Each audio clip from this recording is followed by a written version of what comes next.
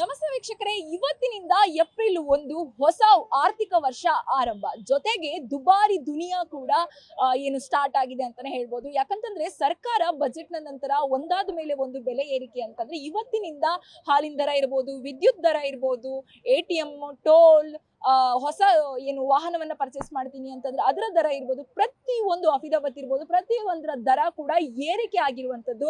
ಇದು ಜನಸಾಮಾನ್ಯರಿಗೆ ಸಾಕಷ್ಟು ಹೊರೆ ಆದ್ರೂ ಸರ್ಕಾರ ಈ ರೀತಿಯಾದಂತಹ ನಿರ್ಧಾರವನ್ನ ಕೈಗೊಂಡಿದೆ. ಇದನ್ನ ಇವತ್ತಿನಿಂದ ಜಾರಿ ಕೂಡ ಮಾಡಿದೆ. ಹಾಗೇನೆ ಒಂದ್ ರೀತಿಯಲ್ಲಿ ಇವತ್ತಿನಿಂದ ದುಬಾರಿ ದುನಿಯಾ ಅಂತಾನೆ ಹೇಳ್ಬೋದು. ದುಬಾರಿ ಜೀವನವನ್ನ ನಡೆಸಬೇಕಾದಂತ ಪರಿಸ್ಥಿತಿ ಬಂದಿದೆ. ಒಂದು ಕಡೆ ಸರ್ಕಾರ ಗ್ಯಾರಂಟಿ ಯೋಜನೆಗಳನ್ನ ಕೊಡ್ತು, ಇನ್ನೊಂದು ಕಡೆ ಬೆಲೆ ಏರಿಕೆಯನ್ನ ಮಾಡ್ತಾನೆ ಇದೆ. ಹಾಗಾದ್ರೆ ಇದ್ರ ಬಗ್ಗೆ ಜನ ಏನ್ ಹೇಳ್ತಾರೆ, ಜನರ ಅಭಿಪ್ರಾಯ ಏನು ನೋಡೋಣ ಬನ್ನಿ. ಇವತ್ತಿಂದ ಹೊಸ ಆರ್ಥಿಕ ವರ್ಷ ಏಪ್ರಿಲ್ 1. ಹೌದು ಮೇಡಮ್, ಹೊಸ ವರ್ಷದಿಂದ ಎಲ್ಲ ಹಾಲು ಮತ್ತೆ ಎಲ್ಲ ರೇಟ್ಗಳು ಜಾಸ್ತಿ ಆಗ್ತಾ ಇದೆ. ಆಟೋದು ಅಷ್ಟೇ ಇದೆ, 30 ರೂಪಾಯಿ ಇದೆ, ಮಿನಿಮಮ್ 40 ರೂಪಾಯಿ ಮಾಡ್ಬೇಕಂತಿದ್ದಾರೆ. ಇನ್ನ ಏನು ಇನ್ನ ಗೌರ್ಮೆಂಟ್ ಏನು ಡಿಸಿಷನ್ ತಗೊಂಡಿಲ್ಲ. ಹೊರೆ ಅನ್ಸುತ್ತೆ ಮೇಡಮ್. ಈ ಬಸ್ ಫ್ರೀ ಬಿಟ್ಟಿದ್ದ ಆಟೋಗೆ ಏಟು ಬಿದ್ದಿದೆ, ಬಿಸ್ನೆಸ್ ಕಡಿಮೆ ಆಗಿದೆ.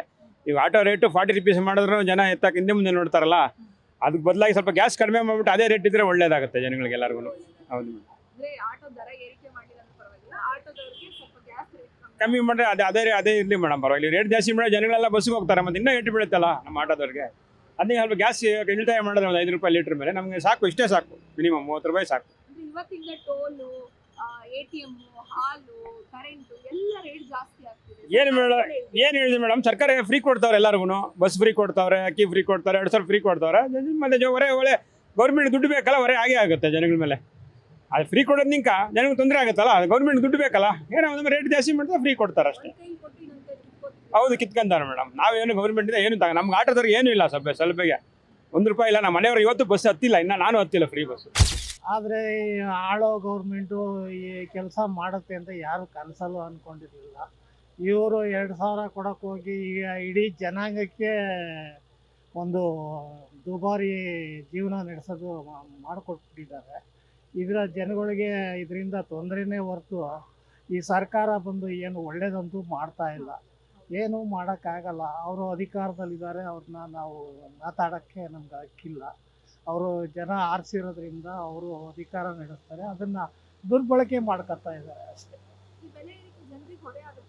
ಹೊರೆ ಆಗೇ ಆಗುತ್ತಲ್ಲಮ್ಮ. ನೋಡಮ್ಮ, ಸ್ಟಾಂಪ್ ಡ್ಯೂಟಿ 10 ರೂಪಾಯಿ ಇದ್ದಿದ್ದು 100 ರೂಪಾಯಿ ಮಾಡಿದ್ದಾರೆ, ಇದು ಅಫಿಡವಿಟ್ ಮಾಡೋಕ್ಕೆ. ಆಮೇಲೆ ರಿಜಿಸ್ಟ್ರೇಷನ್ದು 5% 20% ಮಾಡಿದ್ದಾರೆ. ವಿದ್ಯುತ್ ದರ ಇದು ಮಾತಲ್ವ ಏರಿಸಿದ್ದಾರೆ. ಅದರಲ್ಲಿ 200 ಯೂನಿಟ್ ಎಲ್ಲರಿಗೂ ಅಂತ ಹೇಳ್ಬಿಟ್ರು, ಆದರೆ ಯಾರಿಗೂ ಇಲ್ಲ. BPL ಕಾರ್ಡ್ನವ್ರಿಗೆ ಮಾತ್ರ 200 ಯೂನಿಟ್ ಎಲ್ಲರಿಗೂ ಬರೋಲ್ಲ. ಅದು 200 ಯೂನಿಟ್ ಮೇಲಿರೋರಿಗೆ ಅದು ಜಾಸ್ತಿ ರೇಟ್ ಬೀಳುತ್ತೆ. ಈಗ ಸಪೋಸ್ 200 ಯೂನಿಟ್ ಯೂಸ್ ಮಾಡ್ತಾರೆ, 210 ಅಂದರೆ ಡಬಲ್ ದಿ ಕಾಸ್ಟ್ ಕಟ್ಟಬೇಕಾಗ್ತದೆ. 2-2.5 ಸಾವಿರ 3 ಸಾವಿರ ಹಿಂಗೆ ಕಟ್ಟಬೇಕಾಗುತ್ತೆ. ಆಮೇಲೆ ನೀರಿನ ದರನೂ ಜಾಸ್ತಿ ಮಾಡ್ತಾ ಇದೆ. ಇವರು ಅಧಿಕಾರಕ್ಕೆ ಬಂದು ನಾವು ಬಡಬಗ್ಗರಿಗೆ ಉಪಕಾರ ಮಾಡ್ತೀವಿ, ಸಮಾಜನ ದೊಡ್ಡದಾಗಿ ನಾವು ಪರಿವರ್ತನೆ ಮಾಡ್ತೀವಿ ಅಂತ ಹೇಳ್ತಾರೆ. ಆದರೆ ಇದರಿಂದ ಏನು ಪರಿವರ್ತನೆ ಆಗ್ತಾ ಇಲ್ಲ. ಇನ್ನೂ ಜನಸಂಖ್ಯೆ ಇದು ಅದರಲ್ಲೂ ಮಧ್ಯಮ ವರ್ಗಕ್ಕಂತೂ ಭಾರಿ ತೊಂದರೆ ಆಗ್ತಾ ಇದೆ. ಮಧ್ಯಮ ವರ್ಗದವರು ಒಂದು ಲಿಮಿಟೆಡ್ ಜೀವನ ನಡೆಸ್ತಾರೆ. ಅವ್ರಿಗೇನಾಗುತ್ತೆ, ಬರೋ ಆದಾಯದಲ್ಲೇ ಜೀವನ ಮಾಡಬೇಕು.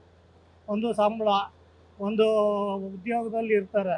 ಅವ್ರಿಗೆ ಈಗ ಒಂದು 50 ಸಾವಿರ ಸಂಬಳ ಬರ್ತದೆ ಅಂದರೆ ಮನೆ ಬಾಡಿಗೆ ಜಾಸ್ತಿ ಆಗುತ್ತೆ, ಅಲ್ಲ ಲೈಟ್ ಬಿಲ್ ಜಾಸ್ತಿ ಆಗುತ್ತೆ, ಆಮೇಲೆ ಟ್ರಾನ್ಸ್ಪೋರ್ಟೇಷನ್ನು ಜಾಸ್ತಿ ಆಗುತ್ತೆ.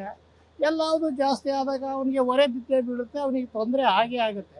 ಇವರು ಹೇಳೋದೊಂದು ಮಾಡೋದೊಂದು. ಅಧಿಕಾರದ ಆಸೆಗೋಸ್ಕರ ಎಲ್ಲರಿಗೂ ಆಸೆ ಹುಟ್ಟಿಸ್ಬಿಟ್ಟು ಇವತ್ತು ಜನಕ್ಕೆ ತೊಂದರೆ ಕೊಡ್ತಾ ಇದ್ದಾರೆ. ಸಾಮಾನ್ಯ ಜನಕ್ಕೆ ತೊಂದರೆ, ದೊಡ್ಡವ್ರಿಗೇನು ತೊಂದರೆ ಆಗಲ್ಲ ಅಷ್ಟೇ. ಹಾಲು ಮೊಸರು ರೇಟ್ ಎಲ್ಲ ಜಾಸ್ತಿ ಆಗಿರೋದು ತುಂಬಾ ಹೊರೆ. ಇನ್ನು ಬೇಕಿದ್ರೆ ಈ ಬಸ್ಸಿಂದು ಸ್ವಲ್ಪ ಫ್ರೀ ಕ್ಯಾನ್ಸಲ್ ಮಾಡಿದ್ರು ಸಾಕಾಗಿತ್ತು. ಸುಮ್ಮನೆ ಓಡಾಡ್ತಾರೆ ಹೆಂಗಸರೆಲ್ಲ ಮನೇಲಿ ಇರ್ದೇನೆ. ಬರೀ ಸ್ಟೂಡೆಂಟ್ಸ್ಗೆ, ವಯಸ್ಸಾದವ್ರಿಗೆ ಫ್ರೀ ಕೊಟ್ಬಿಟ್ಟು ಹಾಲು ಮೊಸರಿಂದೆಲ್ಲ ಬೆಲೆ ಕಡಿಮೆ ಮಾಡಿದರೆ ಚೆನ್ನಾಗಿದೆ. ಯಾಕಂದರೆ ಮಕ್ಕಳು ಕುಡಿಯೋ ಹಾಲಿಂದು ಬೆಲೆ ಜಾಸ್ತಿ ಇರೋದು ತುಂಬ ಬೇಜಾರಾಗ್ತಿದೆ. ಏನು ಹೇಳೋದು, ಎಲ್ಲ ಒಳ್ಳೇದು ಕೆಟ್ಟದೆಲ್ಲ ಅವ್ರಿಗೆ ಗೊತ್ತು, ನಾವೇನು ಹೇಳೋದು.